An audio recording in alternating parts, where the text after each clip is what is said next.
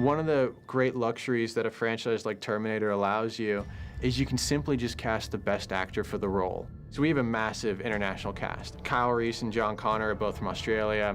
Sarah's from the UK. Dio's actually from Africa. J.K. Simmons will walk around saying he's the lone American in the movie. If one of those guys happened to be American, they still would have gotten the job, but it just wasn't who the best person for the role was. The whole cast has been easy. It's we all get on, and a lot of that is, back to Arnold. We've got a guy there that, we're all here because of. Terminator worked largely because of Jim Cameron and his story, but Arnold was just it was just brilliant casting. You can't do a Terminator without Arnold. You just can't. He's the first thing that comes to your mind when you think of all of the movies. There's that poster of him with a gun, and to me, it's so iconic, and he became such an icon in the part. So, I think we're very lucky to have him as part of our story. The first time I met Arnold, we were doing a table read with most of the cast and all the producers, the big giant square table, and we're chatting and getting to know each other. Arnold came in and sat down. Obviously, he's a big guy physically, but he walks into a room and he just brings a presence and a charisma with him that's undeniable. Old, but not obsolete. It was pretty special for me at the table read when we were hearing the script out loud for the first time, and he said some very famous words. I'll be back. That was one of those moments where it was just like, shit, yep, there it is. There they are. Perhaps three of the most, iconic words in cinematic history. I mean, I had to get him the other day to do Sarah Connor, because just the way he does it, it's just so funny.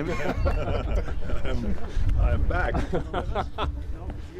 To me, Terminator has been an extremely important franchise because I remember when I did the first Terminator, it was really the first action movie where I didn't have to take off my clothes. I mean, I did take it off just for a few minutes, but the rest of the movie was with clothes. It was like with my leather pants on, or jeans, or leather jacket and T-shirt and all this. And the body was not the most important thing because the machine actually was the most important thing. So to me, this was an important breakthrough in my career because everyone thought that I can only do Hercules movies or to do Conan type of movies, where you need a little lion cloth and flex your muscles, and that was it. So here was the first movie where I, kind of did the movie all the way through with clothes on, and where it was acting, and where I was not only playing a hero like I did in the past, but I played a villain. But a villain that was kind of heroic, so it was kind of a mishmash of different things. It was really terrific and a great breakthrough for my career. After that came Commando and Red Heat and Predator and True Lies and all of those kind of things. The rest, of course, is history. One of the first people we cast, besides Arnold, was Emilia as Sarah. And the nice thing for me was I had a history with her in Game of Thrones. When I came to the project, Skydance was already very excited about her in the role. Look, everybody in our world is a Game of Thrones fan. So saying, hey, what about Emilia Clarke? It wasn't much of a stretch. And action? Look, it's obvious. She's beautiful, but she's also a badass. And that's an interesting but also difficult combination to find in an actress. How is he? Still breathing. Good. And you should be able to mate with Kyle Reese in this timeline. Oh, okay, we're not having this conversation again. We had to run a casting process as you always do, and it was really, really simple. She came in and read, and everybody looked at it and was like, that's it, that's Sarah. Her dedication to this role, the emotional depths, the charm, the humor, but also just the incredible strength. It makes her a very different Sarah Connor than we've seen, but she's absolutely fantastic in this movie. My brother made me watch, made me watch Terminator far too young. I just kind of fell in love with it, and it was always something that I wasn't meant to watch, so there was this kind of excitement surrounding it. Like, you're not gonna say no to Sarah Connor. You know what I mean? You're just not. She's such an incredible icon for women everywhere, and just an opportunity to play such a fierce, strong warrior and put a new spin on it like we have was just incredible and incredibly exciting. I didn't know she's that famous when I first met her, but a lot of my Korean friends text me from Korea, please take some picture with her. So I didn't ask her yet, but today I finally asked her and she said, yeah. And then we set about trying to find Kyle Reese, and chemistry was a huge part of it. I think there was a temptation to go out and find a Michael Biehn and say, let's do that again. Because it was like Linda Hamilton, he so nailed what he had to do in the first movie.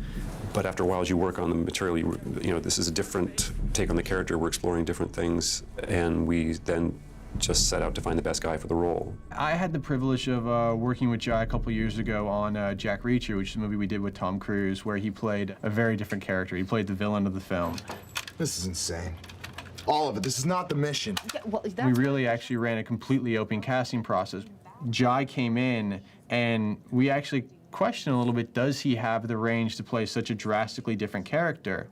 And he came in and tested with Amelia, and I remember me and Dana and Alan, we all looked at ourselves and went, that's Kyle. Just, he was simply the best actor for the job. You die, all right? What? You die, that's what happens. I went back and watched the first two films, definitely, more of just for a reference point, but I didn't place an enormous amount of emphasis on trying to draw from the performance of Michael Biehn or anything like that. It was just, he's the character, that's great, let's enjoy the narrative. Sarah. It's just fun to kind of look back and think of what the mission was when we saw it once upon a time. And so, with shifting that, it's interesting to kind of just play a different side of it. The main reason I decided to do this movie was because my 12-year-old daughter is in love with Jai Courtney. And I said, okay, I'll go work with him. You can come to the set if you want. Jai did a little birthday video for her 13th birthday saying hi to her. So she will be, that's next week that I will get to play that for her. I will be Mr. Super Dad. Yeah, that'll be big. We fight for those that have died. We fight for those who will die tonight.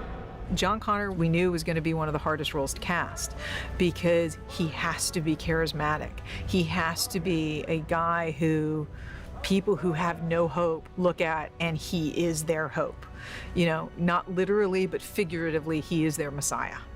Jason Clarke plays our John Connor, and it's a character that's been deeply embedded in mythology from all the movies, but in our film, he has to make you fall in love with him in very short order, and then he has to scare the pants off you, and he was able to do both of those. And I'd just seen him in Planet of the Apes, but the film that made us all fall in love with him was probably Zero Dark 30, and we were very lucky to get him. Jason Clarke is just one of those brilliant actors who can play simply any range. We don't know what's going to happen next. There's a big reveal scene in the parking structure, and Arnold actually came up to me at the end of the day and was like, David, Jason's really good. And I was like, yes, I know he is. I do not have sufficient data to answer the question. That's the problem with machines, no imagination. I mean, Jason was just so powerful with his speeches, so lofty, so strong inside. He never felt kind of intimidated by the Terminator or anything else, no matter what the challenges were. So I just thought he was terrific. It's a very enigmatic but captured guy, a man who's a messiah and has a future to fulfill to save the world, but then he's trapped in that destiny and in that world that he's been born into, and then you still didn't really know that much about him, about how he truly felt about everything that was going underneath. And I think that was a big key point for the writers and for David in figuring out why they wanted to do this and what was going to be within the heart of it. And I think John lies at the heart of it, about the man and machine. I feel like I'm just making a movie with a bunch of friends because we got to work with Byung Lee on G.I. Joe. When you think about Robert Patrick's performance, there was just something, it was a walking nightmare constantly coming at you. And the specifics of his physicality and the way he moves, the way he attacks, it's literally a nightmare that's never stopping.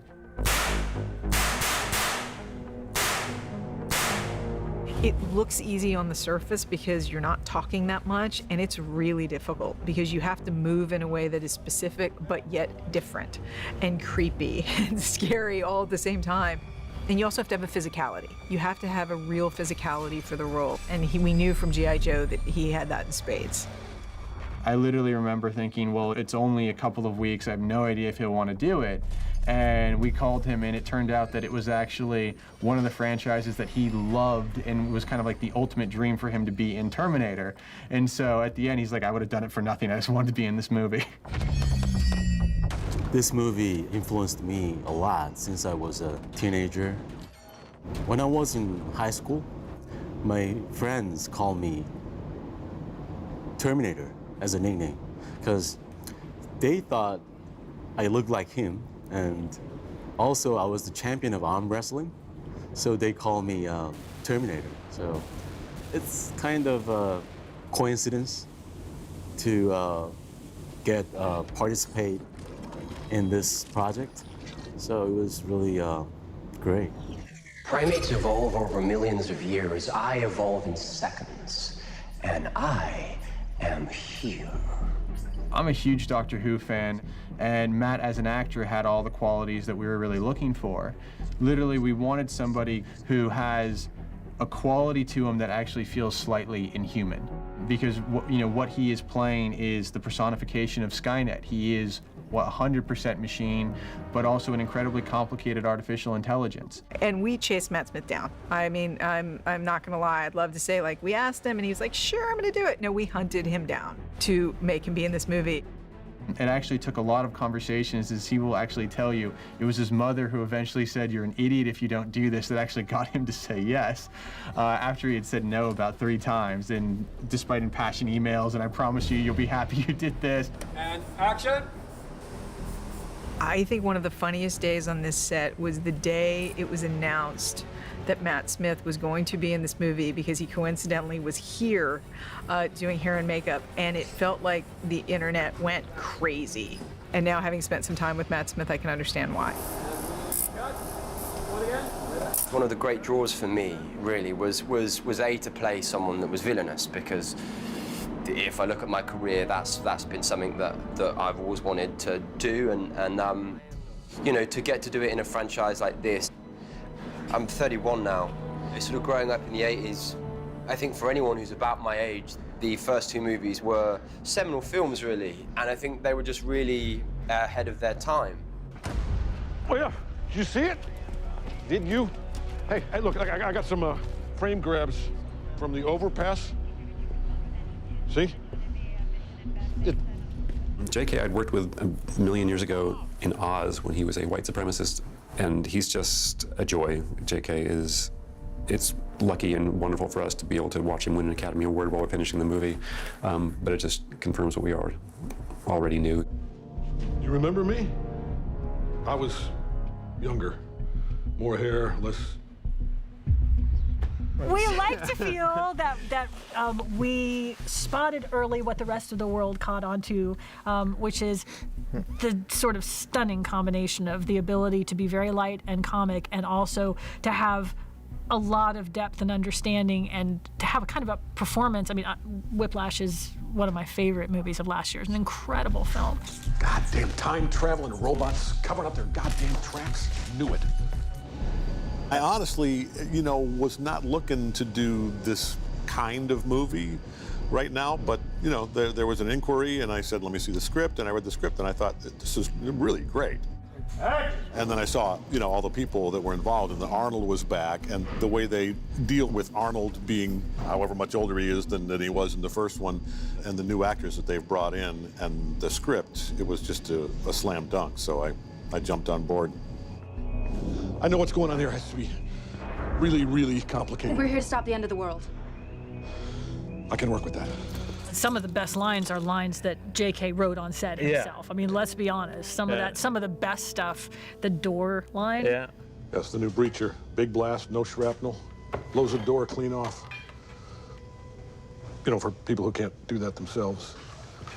JK got the character. He understood how much fun the character could be, what the role was, why he was there, how important he was in the story. He immediately understood that both the weight and the lightness that the character could provide, and lent into it in the best way.